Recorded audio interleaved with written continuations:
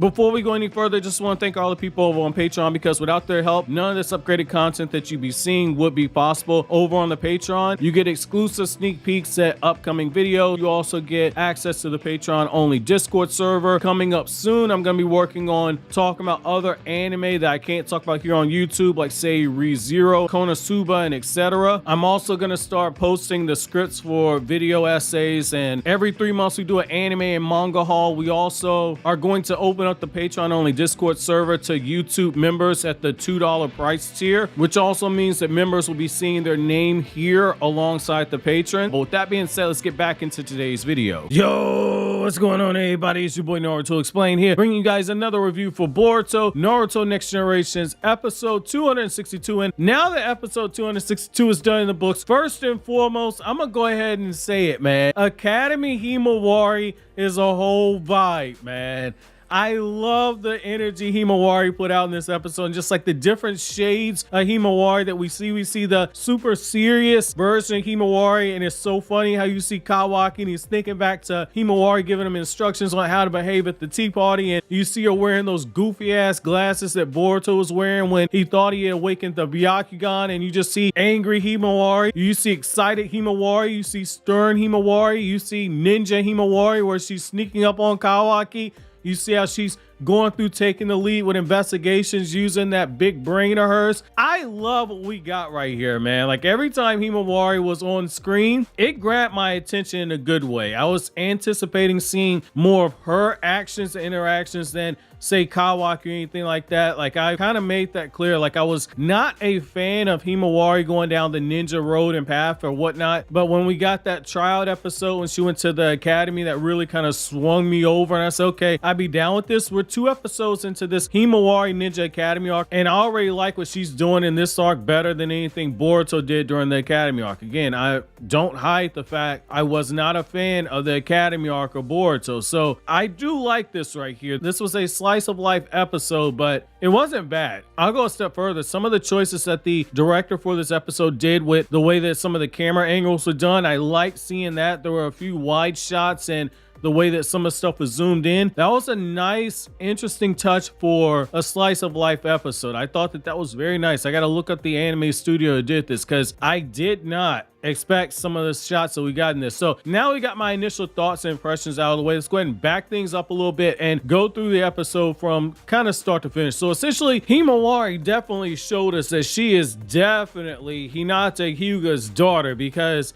just as Hinata used to watch things while she was hiding behind barrels and cardboard boxes like she's Solid Snake when she was eyeing Naruto, Himawari was hiding behind the back of the row watching Kawaki as Kawaki was watching Kai. And the way that she kind of pops out and says like, hey Kawaki, I see you, hilarious. Because in this moment right here, she's like, yo, I see you watching her. I know you're working on a mission. You need my help. Me, you, we're gonna team up. We got some interesting things we can do for this. I love that, like, she doesn't sit there and watch and wait. She just immediately asserts herself into it. You see both sides of her parents on full display right here. Kawaki, for a second, kind of acknowledges like she might be right, but he kind of tells Himawari to buzz off. But I love that you just see Himawari. She's let it be known like, hey, I eavesdrop. I know that you're on a special mission. You might as well let me help you out. And when you had the guy that Kawaki fought in the last episode, which one of my patrons pointed out to me that, you know, last episode when the kid stole the scroll and everything, that was a direct homage to Naruto chapter 1 where Naruto stole the scroll. I totally overlooked that last review, but the same kid goes up to Kawaki and he's just talking mad trash at this point. You know, he didn't learn from the first 2 times that Kawaki made a fool out of him. He's waiting to get sunned again, and Kawaki's looking at him like, dude, if you don't get the fuck out my face right now. I kind of like seeing that bit right there. And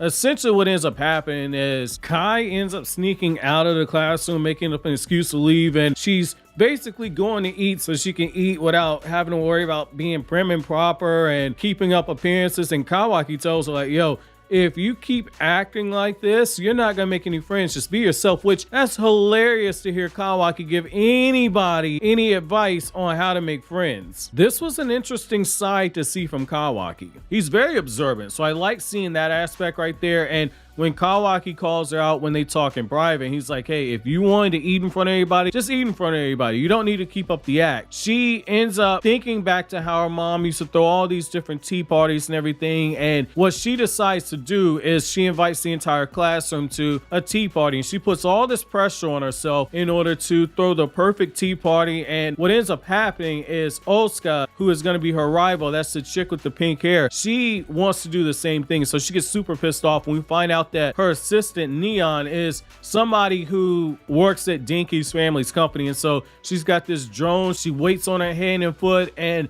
Kawaki's looking like this is so pathetic. And what I like on this is that Kawaki's like, man, I can't believe I got to go to this stupid ass tea party. I'm supposed to be a ninja. What am I doing right now? Kawaki's really evaluating all this ninja stuff that Naruto got him doing. And it's because Naruto and Shikamaru tell him, like, in a normal setting, if she's outside the academy, we would have Jonin watching her. But the problem is that she's going to have academy students with her, so you got to watch her, which is a reminder that is right. I mean, a princess of another country would be guarded by Jonin, or at least one Jonin being assigned to whatever detail that she's got. Because if anything happens to her, that'll be an international crisis. So I kind of like seeing this right here. And what I like, though, is that Kawaki's getting a taste of that responsibility, but he takes it so far. And Himawari pulls him to the side, and she says, like, if you don't behave in the right way at this tea party, you're gonna get kicked out. You need my help. And you just see Himawari, like, she's got the right mix of being goofy but smart and observant, and being super serious and having a very strong intuition. I love seeing all these different sides of Himawari. That, coupled with that brand new outfit that Mikio Ikimoto, the Boruto mangaka, designed for, I absolutely love everything about Himawari in this episode. I could just gush about Himawari for no cap for like another 30 minutes, but I'm not gonna do that. But what I will say is that when they sit down for the party, Kawaki's thinking back to all of the instructions Himawari gave him, like, hey,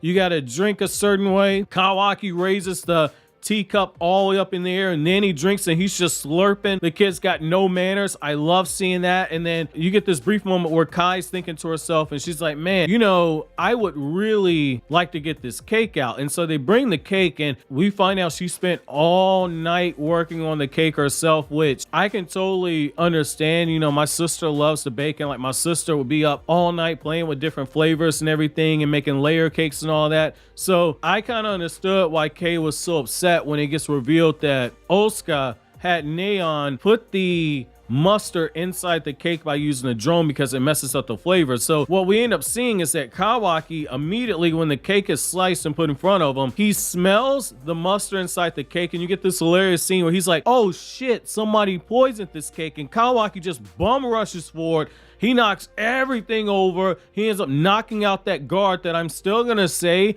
is likely going to be one of the people trying to assassinate her, but he knocks out that guard. The guard is completely KO'd for a moment, and Kai has a moment where she looks at Kawaki and she gets upset. And before anything can go any further, that kid that wanted to smoke with Kawaki last episode from the Fuma clan, he's going up to Kawaki. They start throwing dishes to each other. It's getting super nasty at this point, and Kawaki, after Kai pulls him to the side and she's very upset, Kawaki says, like, look, you do whatever you gotta do. Go live your best life. I'm gonna go over there. I'm gonna go cool off for a little bit, cool my head. And Himawari and Kawaki begin brainstorming, and that's when we get the revelation that, like, hey, there was mustard inside the cake. Himawari's the one that kind of points it out, and Kawaki's putting all the pieces together. He wants to go up there and just start slapping up Osuka, which I gotta say, when Himawari stopped this man from jumping over the rail to go put some hands on her, I thought that was so cool. Like, again, like, maybe it's just me, but if Kawaki went up to old girl with the pink hair and put out the steel chair and just beat over the head with it, I wouldn't have been upset.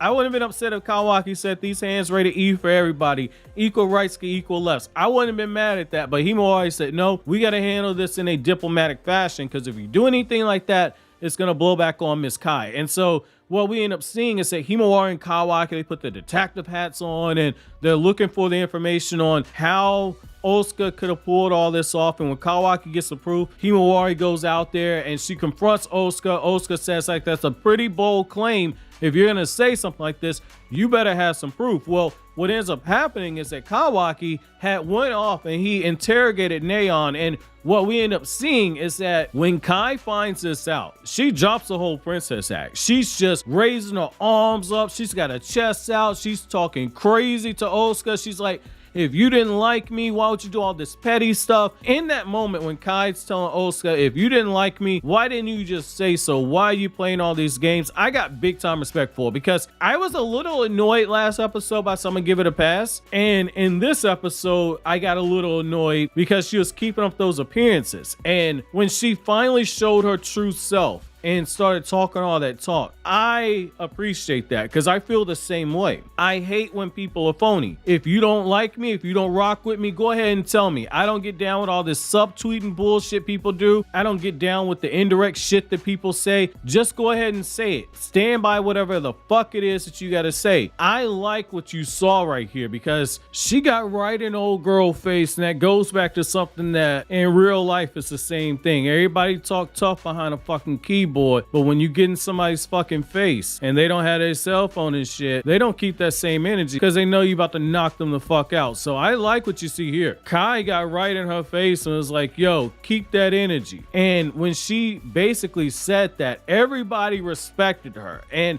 it just goes to show, when you speak up for yourself, people, they might not agree with you, but they'll respect it. And in this case right here, they respected the fact that she was kind of being herself, and they flat out tell her, if you act like this more, we'll warm up to you more. Because everybody's kind of walking on pins, and he was like, oh my God, it's a princess. Oh my God, we gotta be polite and all this other stuff. Now they can actually be themselves around her. So I like seeing like that little bit crumble there. Now, on a side note, we got the revelation that Naruto and Gar, both of them, they spend the night at each other's house. They have like little sleepovers and everything. Like, whatever. That's cool. Like, again, like Gar and Naruto having that relationship is completely understandable. So basically, whenever Gar is inside the Hidden Leaf Village, he stays over at Naruto's house. I mean, you kind of expect something like that. So I mean, overall, this was pretty cool, man. This is a cool episode. Better than I expected. A lot better than I expected. I was like, man, this is gonna be a tea party episode. What in the fuck is this gonna be? This is actually good. This is actually good, man. Like, this was a nice episode to watch if you just need to pass the time. Like, my episode question to you guys is, how do you guys feel about Kawaki? Is he becoming a little too over anxious? And how do you feel about Kai essentially saying, hey, stop all the bullshit. If you don't like me, let me know how you feel. Keep that same energy 24/7. How do you guys feel about that? But while you think that over, consider watching these other videos you see on the screen right now.